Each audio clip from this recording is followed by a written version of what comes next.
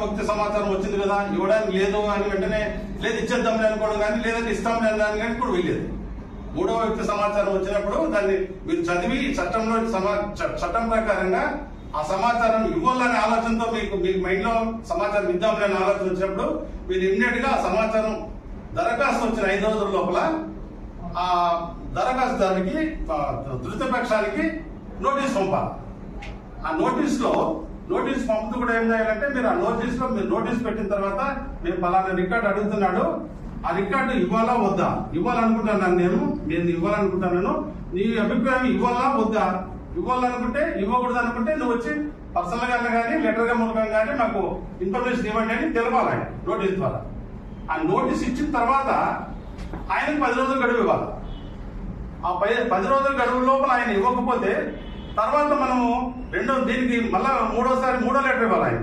ఇట్లా నువ్వు 10 రోజుల లోపల నాకు సమాచారం ఇవ్వలేదు కాబట్టి నేను సమాచారం పలానా దీంట్లో ఉండే సమాచారము లేదా రికార్డులో కొంత భాగాన్ని ఇవ్వాలనుకుంటున్నాను. ఈ సమాచారం ఇవ్వడానికి నీకు మేము ఇవ్వాలనుకుంటున్నాను. నీకు ఒకవేళ నీకు ఇది ఇష్టం లేకపోతే నువ్వు ఫస్ట్ అప్పీల్కి వెళ్ళొచ్చు అని చెప్పేసి ఆయనకు నోటీస్ ఇవ్వాలి.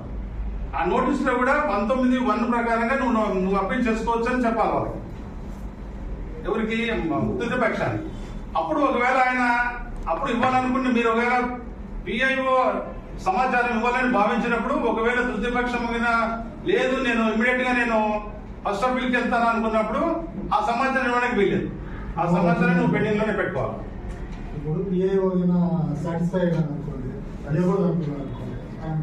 ఇవ్వకూడదు అనుకోవడానికి లేదు. ఇవ్వకూడదు అని అంటే 8(9) ప్రకారంగా 24 ప్రకారంగా ఇవ్వకూడదు అనుకోవాలి.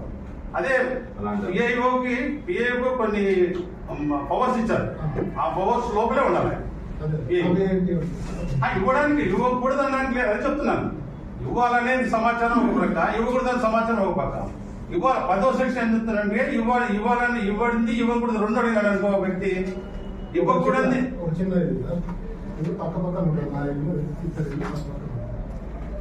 నా ఇంటికి సంబంధించిన డాక్యుమెంట్స్ పర్సనల్ పర్సనల్ ఇవ్వడానికి లేదు. అదే కదా ప్రైవేట్ వ్యక్తి అడగడానికి లేదు. గవర్నమెంట్ సంబంధించిన గవర్నమెంట్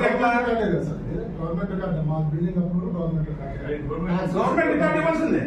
నేను అప్పుడు తీసుకుంటావు కదా, అప్పుడు తీసుకుంటావు కదా, అది ఇవ్వాల్సిందే. ప్రతి ఒక్కటి డాక్యుమెంట్స్ సంబంధించింది. నీ పర్సనల్ ఏది ఇవ్వడానికి లేదు. నీ ఏదైనా కానీ అప్లై చేస్తానంటే ప్లాన్ అప్రూవల్ అప్పుడు జత చేసిన కాపీలు అన్ని ఇవ్వండి అంట. అట్లా అడగడానికి లేదు. అదే మాకు వచ్చేది కరెక్ట్ చెప్తున్నాను. జత చేసిన కాపీలు అంటే ప్లాన్ అప్రూవల్ అంటే ఇస్తాను. ప్లాన్ అప్రూవల్ ఇస్తాను. నీ యొక్క డాక్యుమెంట్స్ ఇవ్వడానికి ఏ బేసిస్ అప్రూవ్ చేసావు కావాలని అడుగుతారు సార్. అప్రూవ్ చేశారు వాళ్ళకి నేను డాక్యుమెంట్ లేదు, నీకు అప్రూవల్ కూడా మాకు కాపీ ఇస్తాము. ఏ బేస్ మీద చేసావు ఇస్తావు వాళ్ళకి ఇవ్వకూడదు ఎట్లా అంటారు మీరు? అది ఇప్పుడు ఆయన ఏమంటున్నారు సార్, ఒకరు అప్రూవ్ అడిగారు, మీరు అప్రూవల్ ఆయన ఏ బేసిస్ కు మీరు అప్రూవ్ ఇచ్చారు అని చెప్పి ఆయన దరఖాస్తు పెడతారు. మేము నీకు అప్రూవల్ మాత్రమే ఇస్తాము, నీకు బేస్ మేము ఇవ్వము అంటే ఏ బేసిస్ అప్రూవ్ చేశారు వాళ్ళు? సబ్జెక్ట్ ఇవ్వకూడదు ఒకటి, ఇవ్వవలసింది సార్. అది ఇవ్వవలసింది చెప్పేది ఇవ్వదగినవి కొన్ని ఉన్నాయి, ఇవ్వకూడదు కొన్ని ఉన్నాయి. ఇప్పుడు దాంట్లో అధికారులు తీసుకోవాలి కదా. చెప్పేది ఇవ్వనివి కొన్ని ఉన్నాయి, ఇవ్వకూడదు కొన్ని ఉన్నాయి. నేను చెప్పేది కొంచెం ఏదో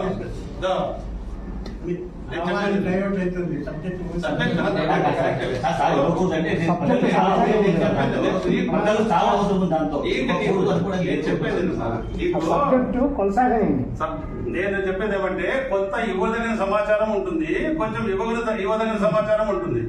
రెండు ఒక అప్లికేషన్ వచ్చినప్పుడు ఇవ్వదగిన సమాచారాన్ని తీసి పక్క పెట్టి ఇవ్వకూడని సమాచారం పక్క పెట్టాలి.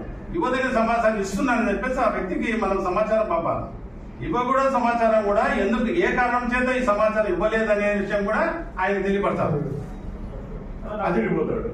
అది సెకండ్ ఆయన అప్పీల్ చేస్తాడు. అప్పీల్కి వెళ్ళిపోవచ్చు అనేది కూడా మనం తెలపాలి. దాంట్లో వెళ్ళొచ్చు, నువ్వు పలానా 19(1) కింద నాకు అప్పీల్ వెళ్ళొచ్చు అని కూడా చెప్పాలి. అంతేగాని ప్రతి పర్సనల్ ఏది కూడా అడగడానికి వీలేదు, ఇవ్వడానికి లేదు. అదే విధంగా ఎస్ఆర్ ఉంది, ఎస్ఆర్ అడుగుతారు సెక్షన్ 10 కింద నూనె అంతే కదా సార్. ఎస్ఆర్ ఉంది అనుకోండి, సెక్షన్ 10 కింద అడుగుతాడు. సెక్షన్ 10లో పలానా నా ప్రసాద్ ఎస్ఆర్ కావాలని అడుగుతాడు. ఒక వ్యక్తి అడిగినాడు అనుకోండి ఎస్ఆర్, నేను ఎస్ఆర్ ఇవ్వడానికి ఎస్ఆర్కి ఇవ్వడానికి లేదా ఇవ్వను అనడానికి లేదు. ఆ? అదే సార్ చెప్పేది. ఎస్ఆర్ ఇవ్వడానికి లేదనడానికి లేదు. ఏమంటే ఎస్ఆర్ ఏమి నీకు కంటెంట్స్ రిపోర్టా చెప్పండి. ఎస్ఆర్ ఏమన్నా దాచిపెట్టేదా కాదు కదా. చెప్పండి మా బ్రదర్ మీదంతా ఎస్ఆర్ దాచిపెట్టేదా కాదు కదా. కాబట్టి ఎస్ఆర్ ఇచ్చేదే. ఎస్ఆర్లో ఏముంటుంది? ఇంక్రిమెంట్ ఉంటాయి, మన అపాయింట్మెంట్ ఉంటుంది, మన ఎడ్యుకేషన్ క్వాలిఫికేషన్ ఉంటుంది, అంతే కదా. ట్రాన్స్ఫర్స్ చెప్పేది ఉంటుంది అంతే కదా. నీవు ఇవ్వకూడదు ఏంటంటే దీంట్లో నేనైతే డిబేట్ చేస్తుంది. 10 ఏం చెప్తుందంటే ఇచ్చేది ఇవ్వాలా, ఇవ్వకూడదు ఇవ్వకూడదు. ఏమవుతుందంటే రికార్డులో దాంట్లో రాసింటారు కదా, అది ఆ పాయింట్ ఎత్తుకుని వచ్చి ఇది అడుగుతాడు అనమాట మళ్ళీ దీనికి. ఏది అవును సార్, అది ట్రాన్స్ఫర్. అదే ఒక నిమిషం సార్, 1965, 74 లో జరిగి ఉంటుంది రాసింటారు. ఆ పేపర్ కావాలంటారు.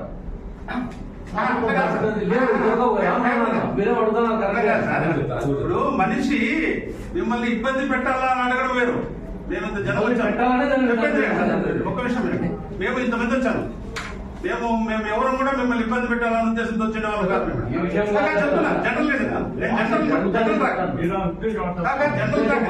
జనరల్ ట్రాక్ మేమంతా వచ్చిన వాళ్ళు ఎవరు కూడా ఉద్దేశం మిమ్మల్ని ఇబ్బంది పెట్టాలా, ఈ ఆఫీస్ ఇబ్బంది పెట్టాలని వచ్చిన వాళ్ళు కాదు. ఏదో సర్వీస్ మోటివ్తో ఆయన అడిగినప్పుడు ఆయనకు ఒక ఉద్దేశం మంచి చేయాలని ఆలోచన